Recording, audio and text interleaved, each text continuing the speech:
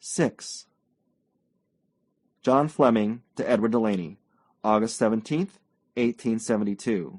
For a man who hasn't a taste of artillery, it occurs to me, my friend, you are keeping up a pretty lively fire on my inner works.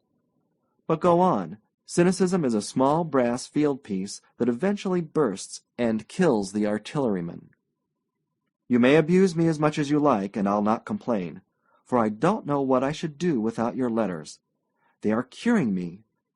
I haven't heard anything at Watkins since last Sunday, partly because I have grown more amiable under your teaching, and partly because Watkins captured my ammunition one night and carried it off to the library.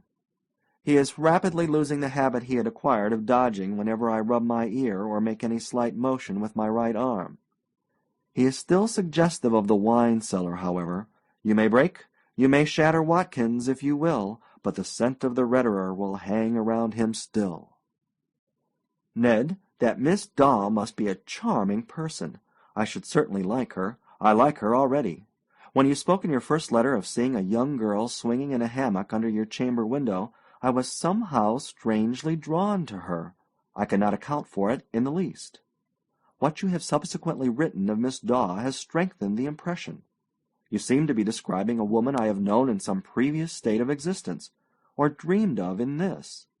Upon my word, if you were to send me her photograph, I believe I should recognize her at a glance. Her manner, that listening attitude, her traits of character, as you indicate them, the light hair and the dark eyes, they are all familiar things to me. Asked a lot of questions, did she? Curious about me? That is strange. You would laugh in your sleeve, you wretched old cynic, if you knew how I lie awake nights, with my gas turned down to a star, thinking of the pines and the house across the road. How cool it must be down there. I long for the salt smell in the air. I picture the colonel smoking his cheroot on the piazza. I send you and Miss Daw off on afternoon rambles along the beach. Sometimes I let you stroll with her under the elms in the moonlight, for you are great friends by this time, I take it, and see each other every day. I know your ways and your manners. Then I fall into a truculent mood, and would like to destroy somebody. Have you noticed anything in the shape of a lover hanging around the Colonel Larrys and Penates? Does that lieutenant of the Horse Marines or that young Stillwater parson visit the house much? Not that I am pining for news of them, but any gossip of this kind would be in order.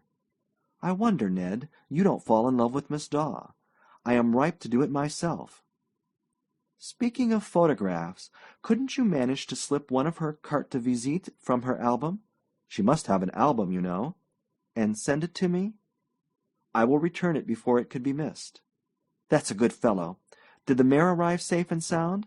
It will be a capital animal this autumn for Central Park. Oh, my leg? I forgot about my leg. It's better.